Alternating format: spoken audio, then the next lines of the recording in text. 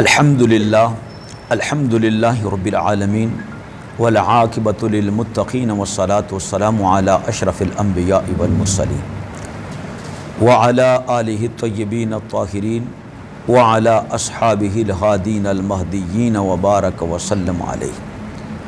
اما بعد، اعوذ باللہ من الشیطان الرجیم، بسم اللہ الرحمن الرحیم. اللہ لا الہ الا ہو آمنت باللہ صدق اللہ مولانا العظیم. آج انشاءاللہ تعالی کلمہ طیبہ سے مراد پہلا کلمہ لا الہ الا اللہ محمد الرسول اللہ کے فضائل، اور پھر غم میں ڈوبی ہوئی ملت کو بتایا جائے گا کہ تمہارا سہارا لا الہ الا اللہ ہے. اگر غموں نے آ گھیرا ہے، کشتی بنور میں ہے، کوئی کاروبار نہیں ہے، عیالداری ہے، بچے ہیں، خاندان ہے، غربت نے ستایا ہوا ہے، تو کلمہ طیبہ کس طرح پڑھا جائے کہ کلمے کے صدقے بندہ ہر بلا سے بچ جائے، ہر مصیبت سے نجات پا جائے. تو آج انشاءاللہ تعالی اس ٹاپک پر گفتگو کرتے ہیں اور سیر حاصل گفتگو کرتے ہیں. کلمہ طیبہ وہ مبارک چیز ہے جو اللہ رب العزت نے رسالت معاب صلی اللہ علیہ وسلم کو عطا فرمائی، کہ نبی اقدس صلی اللہ علیہ وآلہ وسلم نے ارشاد فرمایا کہ جس نے لا الہ الا اللہ یعنی پورا کلمہ لا الہ الا اللہ محمد الرسول اللہ کہہ دیا، ما من عبد قال لا الہ الا اللہ ثم مات علی ذالک الا دخل الجنۃ. جس نے لا الہ الا اللہ محمد رسول اللہ پڑھ لیا وہ جنت میں داخل ہو جائے گا. حضرت سیدنا ابو ذر غفاری رضی اللہ تعالیٰ صحابی رسول عرض کرتے ہیں، میرے آقا و مولا، ان زنا و ان سرقہ، اگر اس نے زنا کیا ہو، اگر اس نے چوری کی ہو، تو نبی پاک علیہ السلام نے فرمایا ان سرقہ و ان زنا و ان سرقہ، اگرچہ اس نے زنا کیا ہو اور اگرچہ اس نے چوری کی ہو، پھر بھی اللہ رب العزت اسے جنت عطا فرما دے گا. حضرت ابو ذر غفاری رضی اللہ تعالیٰ عنہ حیرت میں پھر پوچھتے ہیں، یا رسول اللہ ان زنا و ان سرقہ، سرکار نے فرمایا ان زنا و ان سرقہ، ہاں اگر اس نے زنا کیا ہو، اگرچہ اس نے چوری کی ہو، وہ پھر بھی جنت میں جائے گا.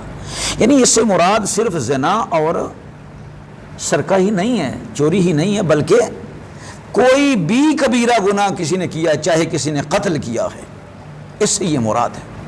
نبی پاک علیہ السلام نے دوسری مرتبہ بھی ارشاد فرمایا کہ ہاں اگرچہ اس نے زنا کیا ہو، اگرچہ اس نے چوری کی ہو. پھر حضرت ابو ذر غفاری رضی اللہ تعالیٰ عنہ تیسری مرتبہ پوچھتے ہیں، یہی جواب آتا ہے. پھر چوتھی مرتبہ عرض کیا، یا رسول اللہ اگرچہ اس نے زنا کیا ہو، اگرچہ اس نے چوری کی ہو، نبی پاک علیہ السلام نے فرمایا وَإِن رَغِمَ أَنْفُ أَبِي ذَرٍ، اگر ابو ذر کی ناک خاک میں ملے تب بھی میرا امتی جس نے لا الہ الا اللہ محمد رسول اللہ پڑھا ہے وہ ضرور جنت میں جائے گا. جب اتنی بڑی مصیبتیں، آخرت کی مصیبتیں کلمہ حل کر دیتا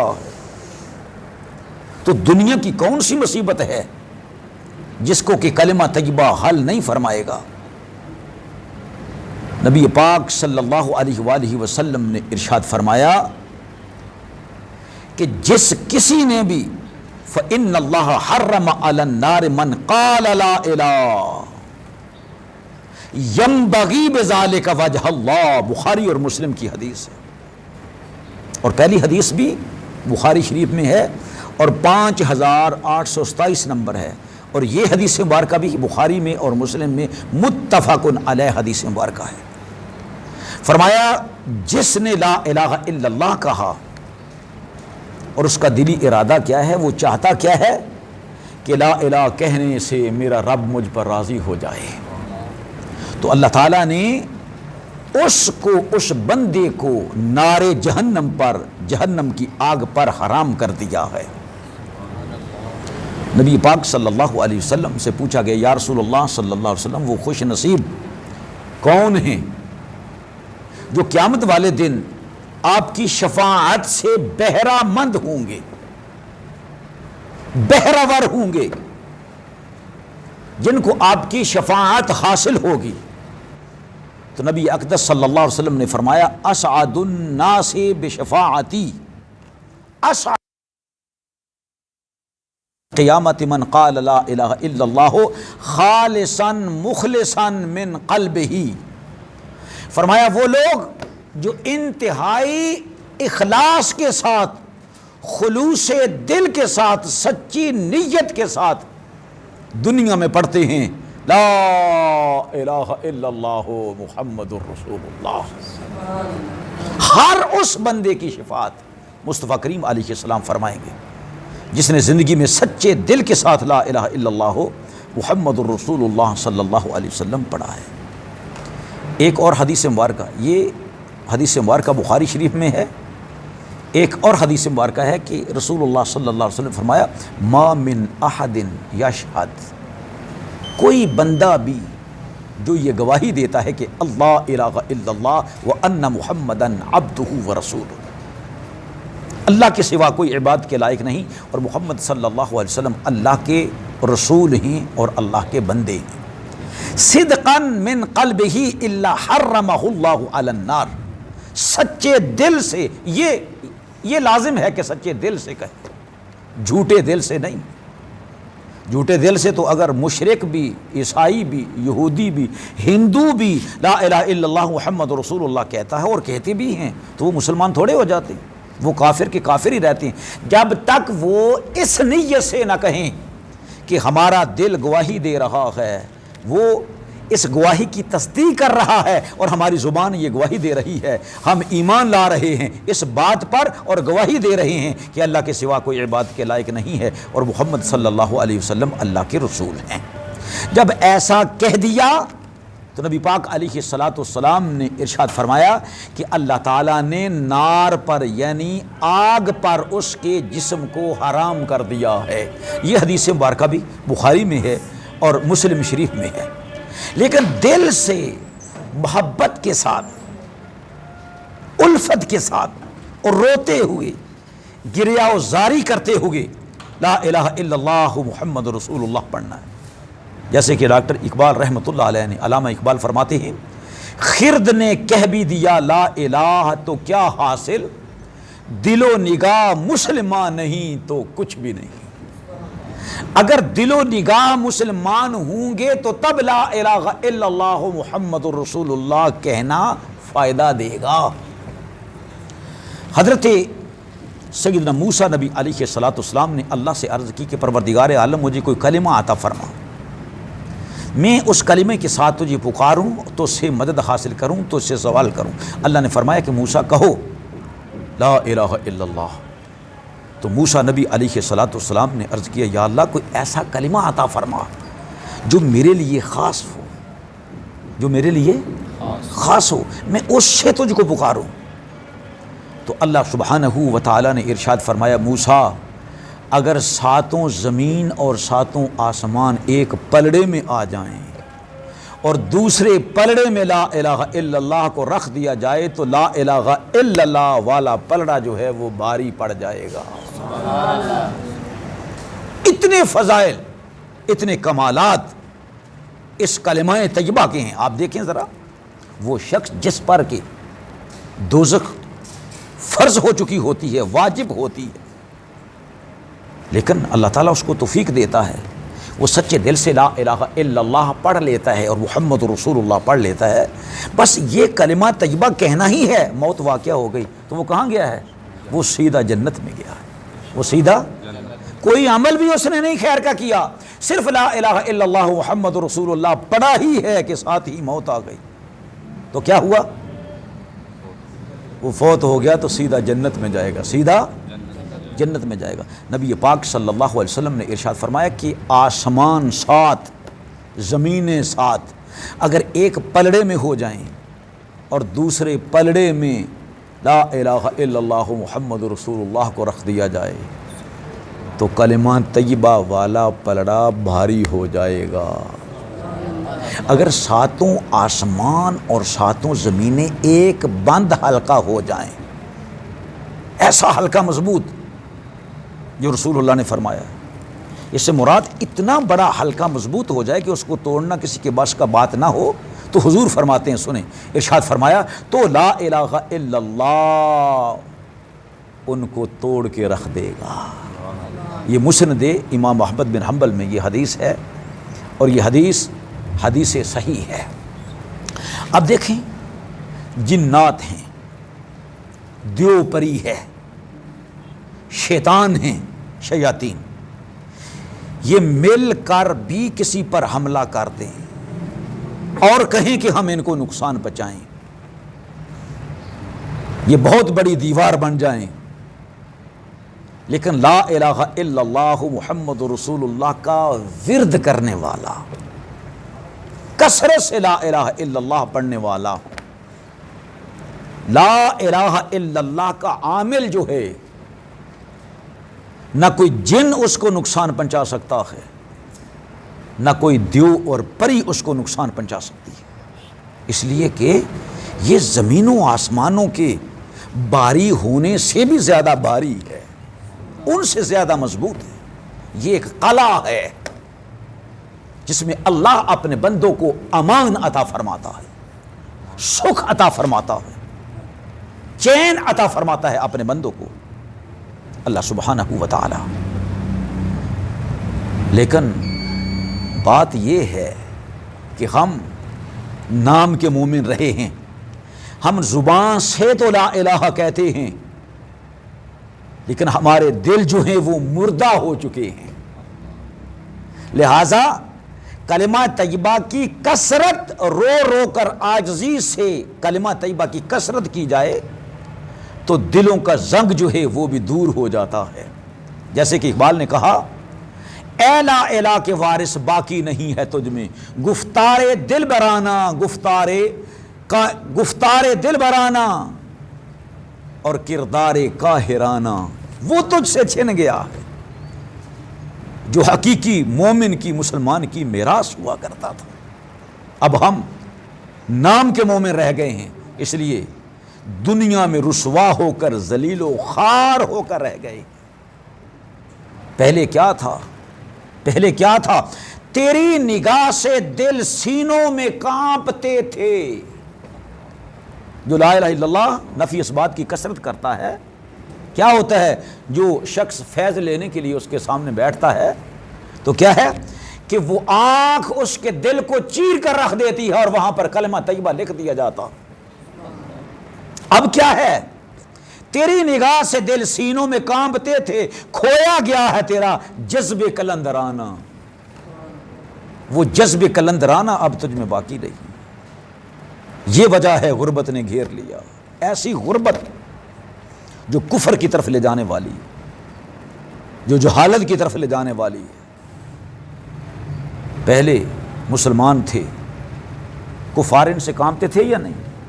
ڈرتے تھے نا ان کی تلوار سے، لیکن ان کی تلوار کیا تھی؟ ایک تو ظاہری تلوار ہے نا، ایک تلوار وہ تھی، ان کی تلوار کیا تھا؟ لا الہ الا اللہ، لا الہ، لا الہ، سب پڑھو، لا الہ، لا الہ الا اللہ، لا الہ الا اللہ، لا الہ الا اللہ، لا الہ الا اللہ، لا الہ الا اللہ، لا الہ الا اللہ، لا الہ الا اللہ، لا الہ الا اللہ، لا الہ الا اللہ۔ اللہ کے سوا کوئی عبادت کے لائق نہیں۔ صنم قدوں کو مٹا کر راکھ کر دی۔ دولت کی طرف نہیں گئے، صرف کس طرف گئے ہیں کہ اللہ رب العزت کے دین، اللہ رب العزت کے کلمہ کے اعلاء کے لیے، اعلاء کلمت اللہ کے لیے، اعلاء کلمت اللہ کے لیے وہ اپنے گھوڑے انہوں نے سمندروں میں ڈال دیے، دریاؤں میں ڈال دیے، اور دن رات ایک ہی مقصود تھا، ایک ہی منزل ان کے سامنے تھی، وہ اللہ رب العزت کی رضا تھی۔ اور وہ سلطان سلاطین ہمارے کیا کرتے تھے؟ قوت سلطان میر از لا الہ، ہیبت مرد فقیر از لا الہ۔ اگر سلطان اور میر کی قوت کو دیکھنا ہے تو وہ بھی لا الہ الا اللہ کے ساتھ تھی۔ اور فقراء ہمارے اولیاء اکرام، ان کے پاس بھی ایک قوت تھی، وہ کیا تھی؟ لا الہ الا اللہ کی قوت، لا الہ الا اللہ کی قوت، لا الہ الا اللہ کی قوت، یہ ان کے پاس قوت تھی۔ میرے عزیز دوستو، آج بھی ہم کلمہ طیبہ کی طرف بڑھیں، اس کا ورد کریں۔ یہ جو پوچھا جاتا ہے کہ بیماری سے چھٹکارا کیسے حاصل ہو سکتا ہے؟ اگر کسی کا کاروبار نہیں چل رہا، بندشیں ہیں، تو ہر بندش کو توڑنے والا اللہ کا کلمہ ہے، لا الہ الا اللہ محمد الرسول اللہ۔ ہر دکھ، ہر درد کی دعا لا الہ الا اللہ محمد الرسول اللہ۔ آپ دیکھیں ذرا کہ کیا موت سے بڑھ کر بھی کوئی درد ہے؟ نہیں نا، موت کا درد اللہ رب العزت بچائے، لیکن یہ لا الہ الا اللہ محمد رسول اللہ موت کے درد سے بھی نجات عطا فرما دیتا۔ جو لا الہ الا اللہ کا ورد کرنے والا ہے، اس ورد کے صدقے موت کا درد بھی ختم ہو جاتا ہے، اور بڑی آسانی سے اس کو موت آتی ہے۔ تو قبر کی وحشت کو کلمہ طیبہ ختم کرنے والا، قیامت کی اندھیرے کا اجالا لا الہ الا اللہ محمد الرسول اللہ ہے۔ ہر دکھ، ہر درد، ہر غربت کا علاج جو ہے وہ لا الہ الا اللہ محمد الرسول اللہ صلی اللہ علیہ وسلم کا ورد ہے۔ لیکن کیا جائے، ہمارے دلوں کے اندر اتنی سینوں میں غلاظت جمی ہوئی ہے کہ دلوں کو زنگ لگ چکے ہیں، دل مردہ ہو چکے ہیں۔ لہٰذا اس کثافت کو توڑنے کے لیے پہلے ضروری ہے کہ 1.25 لاکھ مرتبہ لا الہ الا اللہ محمد الرسول اللہ استغفر اللہ یہ پڑھا جائے۔ کتنا؟ 1.25 لاکھ مرتبہ لا الہ الا اللہ محمد الرسول اللہ استغفر اللہ۔ چاہے یہ 1.25 لاکھ مرتبہ 40 دنوں میں ہی مکمل کیا جائے، چاہے 40 دنوں کے اندر ہی لا الہ الا اللہ محمد رسول اللہ استغفر اللہ اس کو مکمل کیا جائے، اور جب 100 کا عدد پورا ہو جائے تو پھر ساتھ کہنا ہے صلی اللہ علیہ وسلم۔ کہو صلی اللہ علیہ وسلم۔ یہ ایک مرتبہ صلی اللہ علیہ وسلم کہنا ہے، اور پھر جب بھی آ کر بیٹھنا ہے وظیفے کے لیے تو وظیفہ شروع کرنے سے پہلے 41 مرتبہ نہیں تو 21 مرتبہ نہیں تو 11 مرتبہ درود و سلام پڑھ لینا۔ کیا پڑھ لینا ہے؟ درود و سلام پڑھ لینا، اور پھر یہ وظیفہ شروع کر دینا ہے۔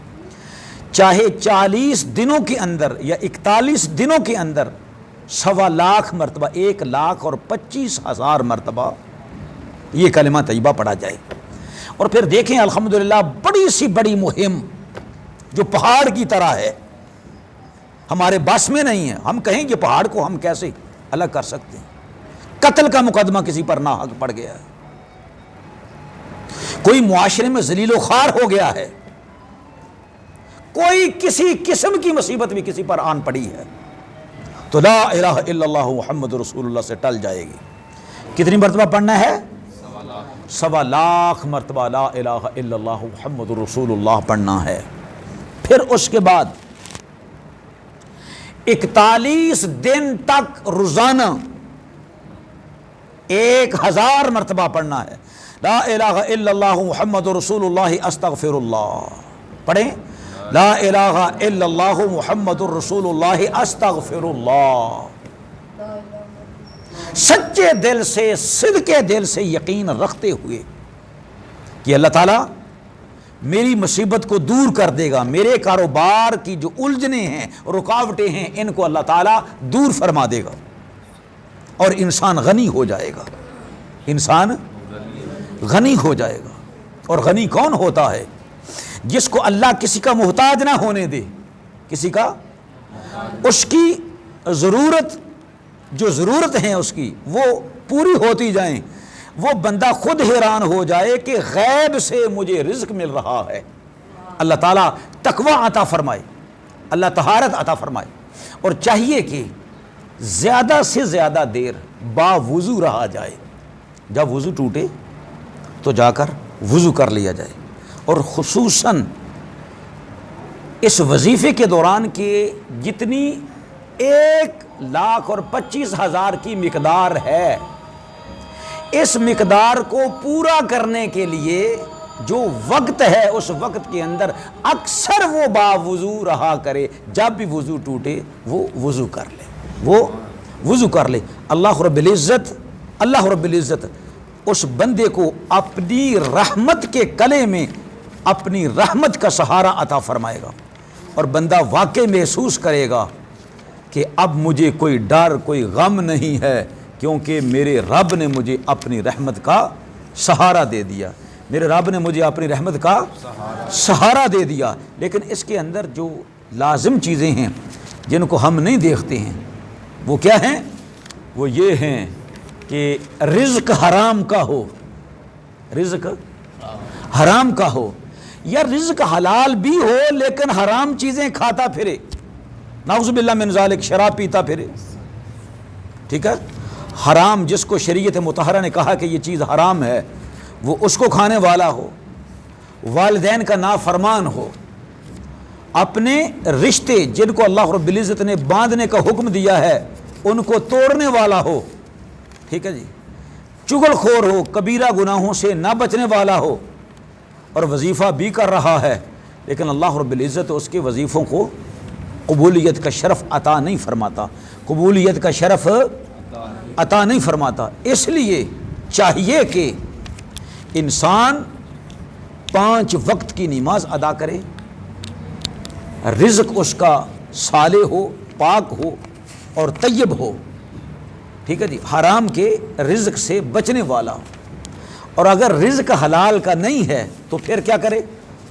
پھر اس طرح کرے کہ وظیفے کے دوران کسی سے ادھار لے لے، اور جو پاکیزہ رزق ہے جو اس نے ادھار لیا ہے اس پر اپنا گزارا کرے، اور اس کو اس کے دوران کھائے، اور رو رو کر دعا مانگے کہ پروردگار عالم میں غریب ہوں، میں مسکین ہوں، اے اللہ تو مجھے وافر مقدار میں عطا فرما تاکہ میں خود بھی کھاؤں، میں دوسروں کو بھی کھلاؤں، اے پاک پروردگار عالم مجھ سے اپنی میری غربت کو دور فرما دے اور اپنی رحمت عطا فرما، اور مجھے رزق حلال کی وسعت عطا فرما۔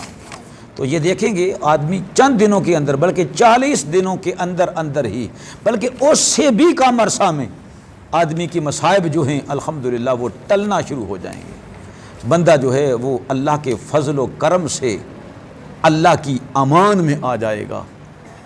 تو اخلاص کی ضرورت ہے، پاک اور صاف رہنے کی ضرورت ہے، اللہ رب العزت کی عبادت کی جائے تو اللہ سبحانہ و تعالی سے ساتھ استغفار بھی کی جائے۔ اور یہ جو میں کہہ رہا ہوں نا کہ استغفار بھی کرتا رہے، کیوں کہ رسول اللہ صلی اللہ علیہ وسلم نے جہاں پر کلمہ طیبہ کی فضیلت عطا فرمائی ہے، ارشاد فرمائی ہے، وہاں پر سرکار مدینہ علیہ السلام کا ارشاد ہے، سنیں ذرا، آپ نے فرمایا کہ افضل الذکر لا الہ الا اللہ، وافضل الدعاء وہ کیا ہے؟ استغفر اللہ۔ افضل سب ذکروں سے افضل ذکر لا الہ الا اللہ ہے، اور سب دعاؤں سے بہترین دعا جو اللہ کے حضور میں کی جاتی ہے وہ یہ ہے کہ اللہ میرے گناہوں کو بخش دے، مجھے معاف فرما دے۔ اور اگر کوئی کلمہ طیبہ کے ساتھ استغفر اللہ بھی پڑھے گا تو گویا اس نے پوری حدیث مبارکہ پر عمل کیا۔ اور یہ لازم ہے اس بات کو سمجھنا کہ استغفر اللہ یعنی توبہ کرنے کے کتنے فضائل ہیں، اور اس کے وہ کتنے کمالات اور کرشمے ہیں۔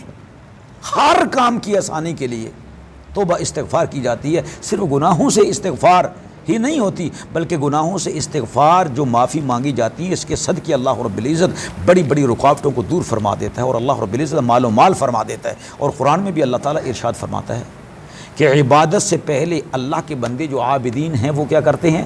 التائبون العابدون، وہ توبہ کرنے والے ہوتے ہیں، پھر وہ اللہ کی عبادت کرتے ہیں۔ لہٰذا کوئی بھی وظیفہ کیا جائے اس سے پہلے کبیرہ گناہوں سے توبہ کرنا، پھر صغیرہ گناہوں سے توبہ کرنا، پھر الحمد شریف کا کثرت سے پڑھتے رہنا، اور پھر اللہ لا الہ الا هو الحی القیوم آیت الکرسی کا کثرت سے پڑھتے رہنا جب تک کہ وظیفہ ختم نہ ہو، وظیفے سے پہلے بھی، وظیفے کے بعد بھی، اور درود و سلام بھی پڑھتے رہنا۔ یہ لا الہ الا اللہ محمد الرسول اللہ صرف مصیبتوں کو ہی نہیں ٹالتا، ہاں جو اس نیت سے پڑھتا ہے کہ مجھے اللہ کے رسول محمد عربی صلی اللہ علیہ وسلم کا دیدار نصیب ہو جائے، تو کلمہ طیبہ کے صدقے اللہ رب العزت اسے اپنے حبیب مکرم صلی اللہ علیہ وسلم کا دیدار بھی عطا فرما دیتا ہے۔